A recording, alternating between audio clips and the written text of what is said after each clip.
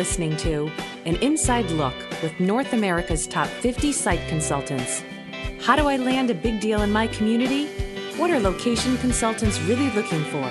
Join us as we pull back the curtain and look inside the secrets of site selection with your hosts, Tim Tarentine and Amanda Harrison.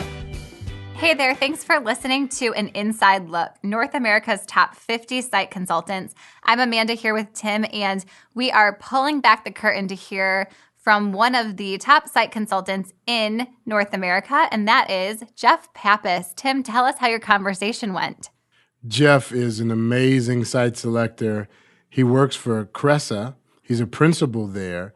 And he does work both on the national and international fronts. He manages their global real estate strategy, and he does labor market analysis. He does location advisory, and he's an international kind of guy. His thoughts about economic development are really from a global perspective. His passion for economic development comes from a place of great knowledge. He's worked with all types of clients to land new investments in different places for companies. And so he's a great speaker, he's a great engager, and his thoughts about what the economic development industry needs are quite insightful. You're going to learn over the next few minutes as you hear this interview with Jeff. He is certainly a leader in his field, and I look forward to all of you learning what I did in my conversation with him. Jeff, this is Tim Tarentine from Consultant Connect. Welcome to the podcast and congratulations for being named one of North America's top 50 site consultants. Thank you very much. It's really quite an honor, to be honest with you. We're glad to have you on the call. We're excited about the work you've been doing, and especially now with you being a principal at Cresa, we'd love to dive right in. I want our listening audience to get to know you like we've come to know you as a great professional in our business. What are the three things everyone should know about Jeff? Well, for one thing, I write poetry. So I've written over 200 poems, 2 short stories, and I've actually written 1 song. So that's something few people don't know about me. So, and is all that available online? No, it's all it's all basically written in books and written in things I'll strewn across my study at my house. So wow, congratulations! What else? I am engaged to be married, so I'll be married to the love of my life in April this year. We're getting married in Portofino, Italy, so we're extremely excited about that. Congratulations! And lastly, I'm a ground hopper, and what a ground hopper does, travels across the world, visiting soccer stadiums across the world. I've done 182 worldwide, so that's one of my hobbies. Amazing. So tell our audience how you got involved in site selection. What was the genesis of your career in site selection? Great question. When Susan Arledge, my partner, started many, many years ago, almost close to 15, 16 years ago, we were doing a lot of work for Xerox, a lot of work for Sprint. We did all of Sprint's North America call centers, and we found out we were doing a lot more than just the real estate. We were doing a lot of the labor profiling, the wage analysis, the demographic analysis, and it was much more than just doing a real estate deal. It ended up being a business deal, and so we really started to get focused on doing their site selection, and then when they started outsourcing, they recommended us to a lot of their outsourcers. So, because we understood what it meant for site selection as a separate line item to the real estate lease negotiations, that's really how we got involved, transferring from a pure broker to really a site selection consultant that focuses heavily on the back office, labor-intense companies. Yeah. The background that you came into and what you were focusing on is obviously relevant for the learnings today. With all of that experience and literally global experience, tell us an inside secret that you lean on when you're assessing communities for a project. So when you do what you do, what's that Jeff-centric thing that you do that you think is unique in looking at a client? That is a great question because every project's different and every client wants something different. Sure. So when I look at communities, you can look at the labor, you can look at the people, you can look at the real estate opportunities, you can look at the airports. But what I look at the most are the hotels. if we find a market that is a secondary or tertiary market and they have spent time, money, and effort on a quality hotel or two. We did a project many years ago for Novo One in Holland, Michigan, and we looked at Grand Rapids, we looked at Muskegon, we looked all across Michigan, and we focused on Holland because when they did a hotel, they were looking at this. It's called City Flats, and it's a great boutique hotel. And they decided, okay, we can have a Hilton Garden Inn, we can have a Red Roof, we can have a City Flats. And they decided to be progressive and pick City Flats and let 4 or 5 different designers design 4 or 5 rooms each. So that gave it a sense of a progressive market, not just any hotel will do, but it really shows that they care about the consumers coming into the market, the people that are currently living in the market, and the businesses that are growing in the market and people coming in as a tourism. So they thought about all of that. And so if you go into a market and you see really old, poor, rundown hotels, or the customer service isn't right in the hotels, or they're not really offering above standard customer service, and that permeates through the communities. Something that I like to do, aside from anything else, is look at the hotels. I know it sounds crazy, but that's one of my little insights. Sure. What a unique approach. So now that you have clients all over the place, right? You have global clients. If you can, what are the key issues for your clients and for the companies today? And the issues as it regards to what economic developers and communities need to know and do about those issues? You know, the key issues are always going to be geared towards labor, right? Everybody tells you that. It's labor, labor, labor. It's quality, quantity. But I think what's really important for EDCs to understand is it's not about generating interest up front.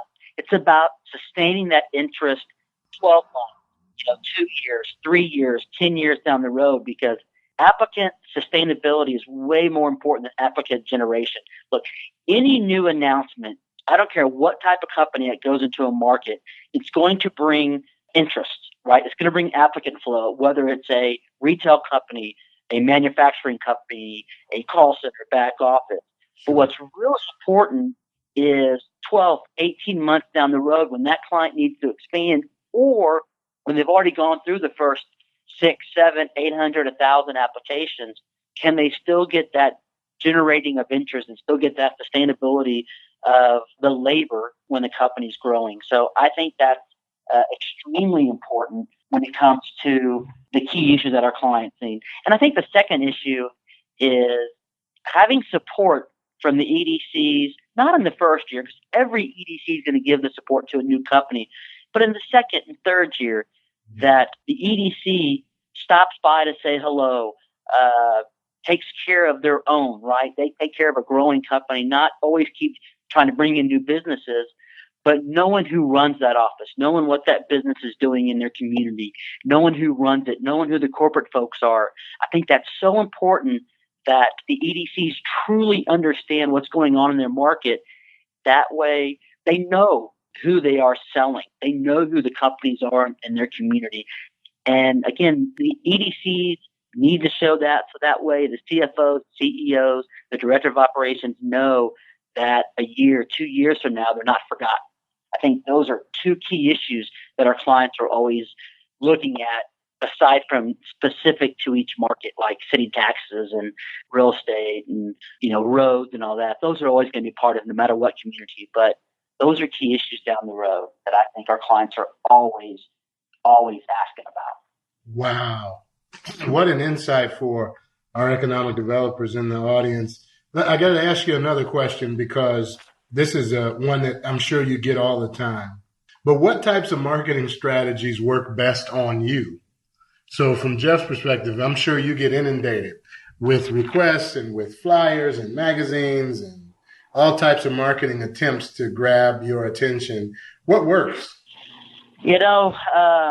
That's a really difficult question, because I want to say none, just for sheer fact that every project we do for our client is different. And every market is different for each one of our clients' needs, right? So I can get inundated with, marketing strategies from all these different markets across the United States.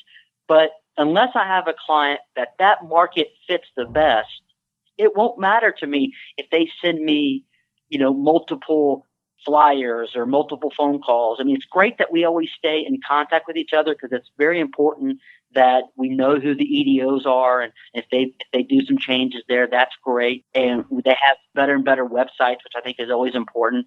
The website is so important from the initial standpoint. There's still so many websites that I see that EDCs have done that don't have email addresses, personal email addresses and phone numbers. They still use general inquiry or info at. That drives me nuts. So no amount of marketing will alter what I think about each project.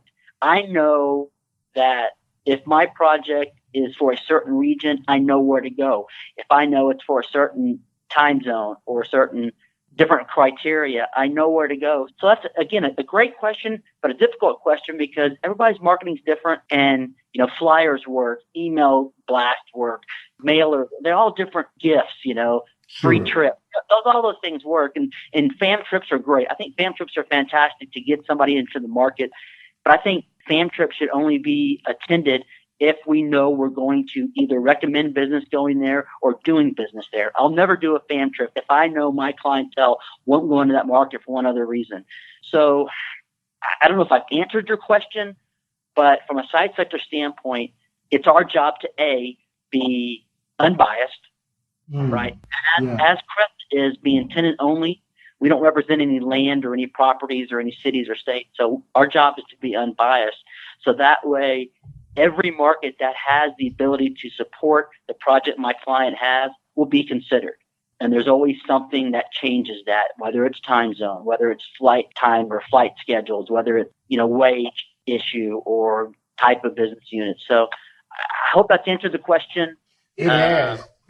And I tell you, great insights. I got to get you out of here on this one, Jeff. And this is a huge one. If you could tell a room full of economic developers one thing, what would you tell them? Oh, wow. One thing, be honest, and not just be honest to the site sector, but be honest to your investors, be honest to site selectors, be honest to the local community, but more importantly, be honest to yourself. Ask yourself, why are you doing this? Why is your job important? How can you improve in your job? What does community mean to you? How are you honestly helping the community grow? I know it sounds trite to say be honest, but I always love when an EDC tells me we can't do that. We aren't the right spot for you. We are not going to be successful for your client, because that tells me that I can ask them anything. They're going to tell me the truth. Because if they're going to tell me the truth when times are good, and they're going to tell me the truth when times are bad, I know I can trust them, because our clients trust us. We trust you. And every project I do has some type of need for economic development, to speak to economic development officer, to speak to a mayor, to speak to a governor, to speak to a legislator, to speak to a director of planning, a city official. If they're honest with me and they're honest with their community, they're going to be much more successful, because the city understands what they're trying to do. Their citizens understand what they're trying to do. The governor understands what they're trying to do. They're understanding what the governor's trying to do, what the mayor's trying to do, because they're all on the same page, because they're just strictly being honest and upfront of what they can and cannot do. And I think that's extremely vital. Jeff, you've been so generous and helpful with this podcast. It's been great, man. Listen, I can talk forever. I can talk about anything you want to talk about. Jeff, the passion rolls off your shoulder and out of your being every time I talk to you or see you. I just want to congratulate you on being nominated by your peers as one of North America's top 50 site consultants. And thank you so much for what you've poured into this one. It's an honor to me. Jack Welch said it best. He said, if your right hand can do what you're good at, and your left hand can do what really is important to you, what impacts you, what your desire is, if those hands cross, then you're really doing the job you're supposed to do. And I feel like my hands are crossed a lot. If it's legal to say amen on a podcast, amen. Jeff, thanks a lot, man. We'll talk to you soon. Thank you for tuning in to North America's Top 50, produced by Consultant Connect, where we're working to bridge the gap between leading economic developers and location consultants. To learn more about what we do and how to get involved, please visit consultantconnect.com or tweet me at Ron Kitchens.